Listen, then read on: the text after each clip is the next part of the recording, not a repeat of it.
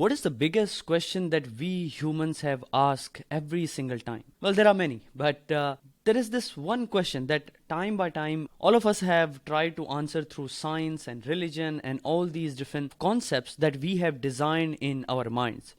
And the question is, what is the real truth? Who we actually are? And there is no right answer to it. And the reason for that is because the only way to find it out is by realization. So just because we are learning something in the books, that doesn't mean that it is going to be the absolute truth, that who we actually are. For example, if this is a water bottle, now this is a concept in my mind that this is a water bottle. But what it actually is, I can never find out unless I am that water bottle itself. So at the best, all I can find out is who am I in this body.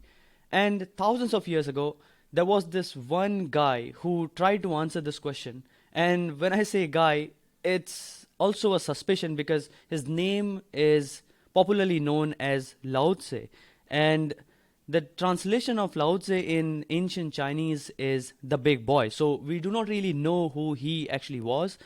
And people believe that he was born around 3000 years ago. But his work has inspired generations time by time and tried to give answer to this important question. So in this video, we are going to understand Taoism and what Lao Tzu's only work, Tao Te Ching, explains. And not just that, we will also try to understand how we can implement his lessons and at least we can make our lives better, if not find the ultimate answer to who we actually are. So Lao Tzu explains Tao as something that cannot be explained. But he also makes an attempt by saying Tao is in everything and everything comes from the source, which is Tao.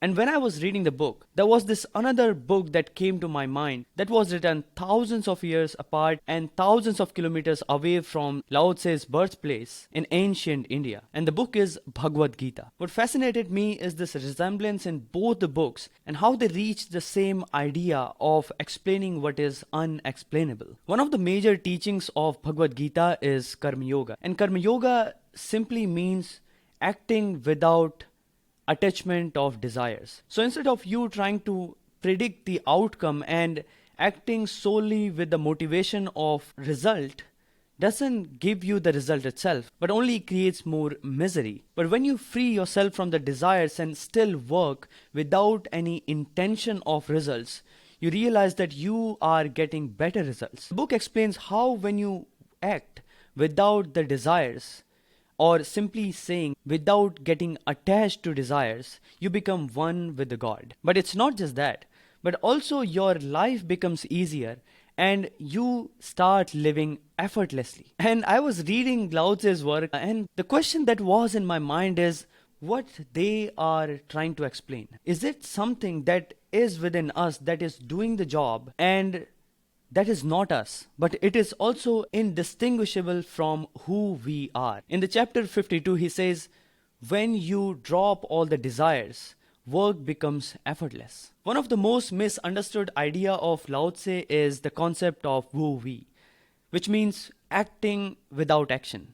And people think that it is about passiveness and it is about not working at all.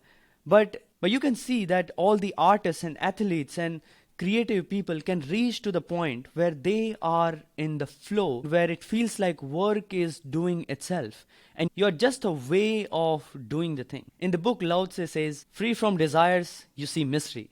Caught in desires, you only see the manifestations. But manifestation and mystery both come from the same source. People believe that this book, Tao Te Ching, was written for leaders, which makes it more important for current entrepreneurs and leaders. I had a very successful business. I made thousands of dollars in very small period of time. And I realized that it gave me a terrible health anxiety and I started having these panic attacks. And that took me to this journey of personal development.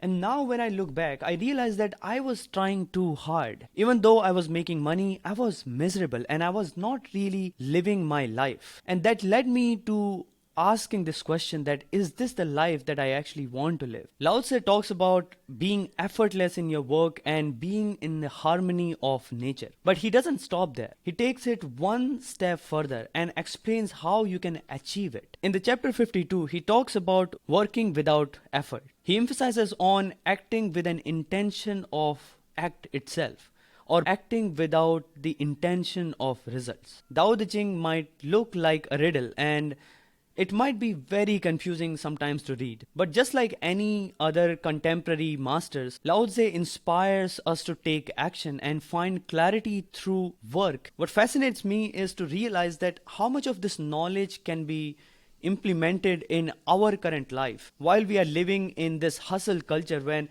everything is about mindless action and we are hyper stimulated by everything around us, this work gives us a way to reach our goals and reach where we truly want to be without getting overwhelmed. At a point, this book says, nature doesn't rush to anything, but it still achieves everything. And at this moment, my intention is to work, implement some of these ideas in my personal life and also in my business so I can create better things in this world. So I hope this video gave you a way of looking at your business and your life from a new perspective. If you have never heard about Lao Tzu and his work, I will highly encourage you to go check out this one book. It is very simple, very small book written in the form of poem.